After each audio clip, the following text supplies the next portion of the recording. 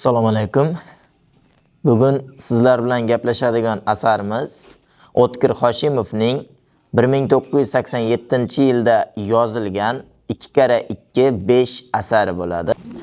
Bu asarni tilga oladigan bo'lsak, bu haqida batafsil gapiradigan bo'lsak, bu asarda asli jamiyatni og'ir mehnatlari va u mehnatlar buzib ko'rsatilishi, turli amaldorlarni u yerda qilgan qilg'iliklari, ularni yashirin ishlari hammasi kulgu, yumor ostiga olib yozilgan hisoblanadi. Ya'ni bizni jaydar tilda aytganda qog'ozga o'rab yozilgan hisoblanadi.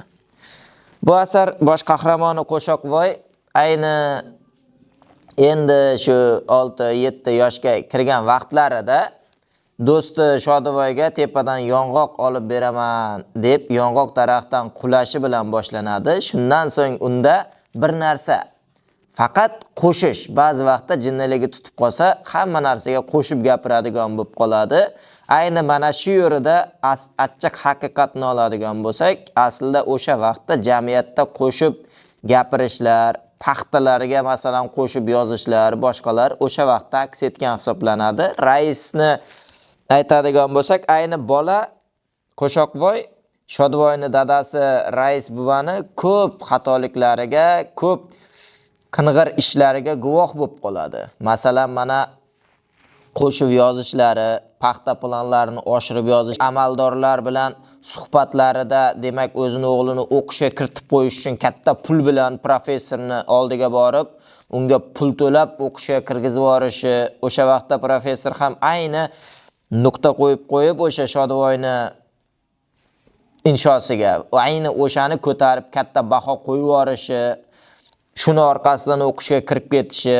Bundan tashqari Nargizaxon, ya'ni o'zini kotiba Nargizaxonni ishga olgandan so'ng ma'lum muddatdan keyin Qo'shoqvoy u qizni yoqtirib qo'ygandan keyin Qo'shoqvoyga uni o'zi to'yga yordam berib yuborishi, ammo oradan 3-4 oy o'tmasdan Nargizaxon farzandli bo'lishi, buni hammasida demak raisni qing'ir ishlari ko'rsatilgan bo'ladi. Ammo har doim rais aytardiki, Qo'shoqvoyni aldardi. Ya'ni nima? Seni men o'qishga kiritib qo'yaman, men senga alohida pat mototsikl olib beraman, keyinchalik Jiguli olib beraman. O'shanda nima bilan yolg'on va'dalar bilan oddiy xalqni og'zini yopib yurgan amaldorlarni ko'rsatib bergan asar hisoblanadi bu asarda. Bundan tashqari yana do'stlik, sadoqatga keladigan bo'lsak, shu darajada bo'ladiki, vaqti kelganda Qo'shoqvoyni jinniga chiqarib, rais hamma qing'irishlar bilinib qolmasligi uchun jinnixonaga uni topshirayotgan vaqtda o'z o'g'li bo'lmish Shodivoy yuridik nimada o'qib keladi, u yuridik universitetida o'qib keladi. Shuning uchun o'zi aynan tergov ishini o'zi olib do'stini Qo'shoqvoyni uni ozod qilib chiqarib oladi va o'zini dadasiga qarshi tergov ishlarini olib boradi va baribir har qanday odam ham o'z aybiga iqror bo'lish kerak, o'z aybi uchun jazosini olish kerak degan maqsadda o'z dadasini qamatadi. O'sha joyda katta pul taklif qiladi tergovchi. O'shanda rais buva o'g'liga: "Sen va boshlig'ing mana shu pullarni olinglar, bo'lib olinglar, biz qo'yib yuboringlar" desam, "Yo'q, adolat har doim qaror topish kerak" deb o'sha yerda aytib olib chiqadi. Asarda to'g'ri ko'p masala, mana Shaydul Kassir, undan tashqari molxona egasi, bu rais buva, yana boshqa ko'pchilik demak hamma narsani demak yolg'on bilan qo'shib, sachib, qing'irishlar berkitadigan odamlar bor, ammo u joylarda Qo'shoqvoyni dadasi Salim aka, Shodivoy va professor kabi ko'plab demak haqiqat, adolat uchun harakat qilgan, ammo har doim chekkaga, ikkinchi darajaga tushib qolgan odamlar haqida ham asarda ko'rsatib berilgan.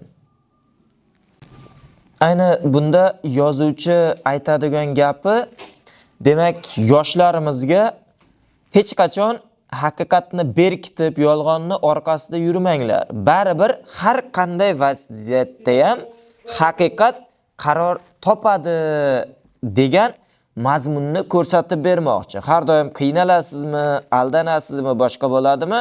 Haqiqatning orqasida yuring. Shunda ming yolg'on bo'lganda ham atrofingizdagilar afsus chekadi. Siz har doim boshingizni tik ko'tarib yura olasiz degan gapni ko'rsatib beryapti. Ammo shu joyda nima Avazoxonning bitta kulgisi bor-ku.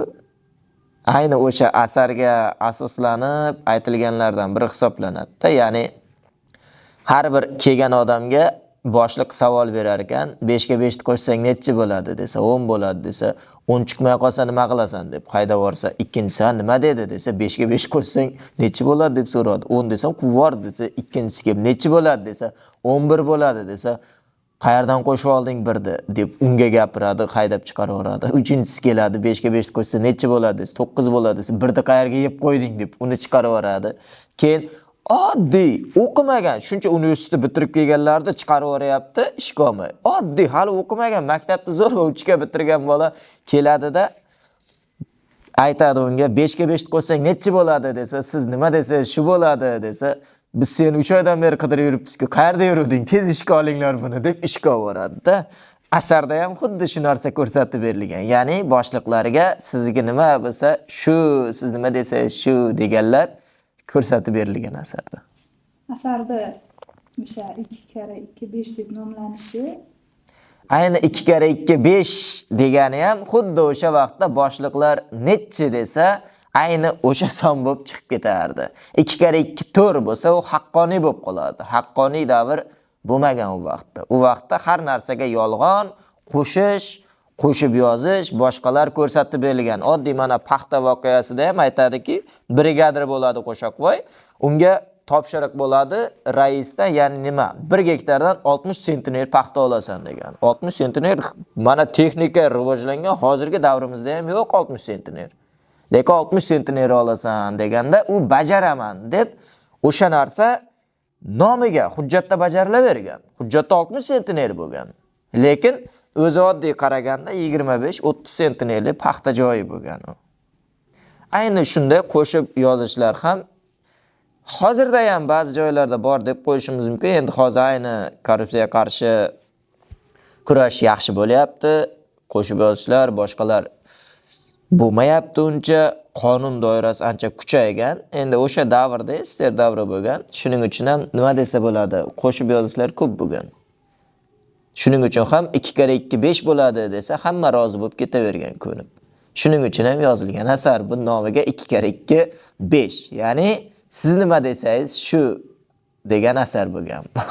Nom. Asarda ma'rifiy jihatdan o'zing qanday xulosa chiqarding yosh sifatida? Agar davrga mos keladigan jihatlari. Agar ma'rifat jihatdan aytadigan bo'lsam, ayni bu asarni o'qiyotganda rosa kulganman-da boshida.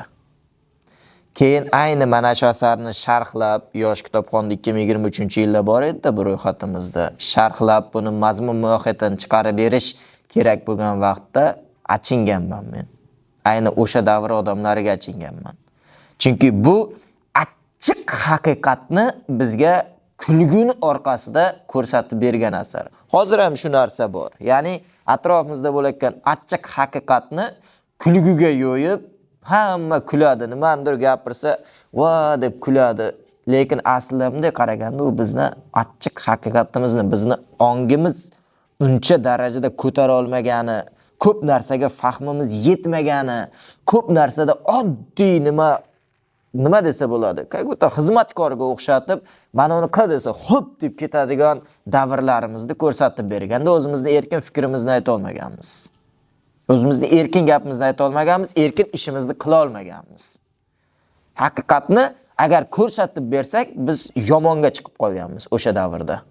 Faqatgina xo'p bo'ladi, sizniki to'g'ri deganlar, yolg'onni yashirib yurganlar, o'sha yolg'onga sherik bo'lganlargina yaxshi ko'ringan, amaldan amalga ko'tarilib ketavergan. Baribir mana yakunni chiroyli tasvirlab berding. Baribir yakunda haqiqat yuzaga chiqadi. Shunday. Xulosani mana shunaqa qilib yakunlash mumkin-a hozirgi? Albatta. Ayni Shodivoyin dadasi rais shuncha puli, shuncha davlati bo'lsa ham vaqt kelganda haqiqat uchun kurashayotgan o'z o'g'liga va Qo'shoqvoyga taslim bo'lganday, har qanday joyda ham adolatga yolg'on yengiladi. Shuning uchun har doim qiynalish bo'ladimi, qiyinchilik bo'ladimi, haqiqatning orqasida yurish kerak. Yozuvchi shuni mohirona ko'rsatib. Shuni mohirona ko'rsatib bergan asarda. Yaxshi, rahmat kattakon. Rahmat.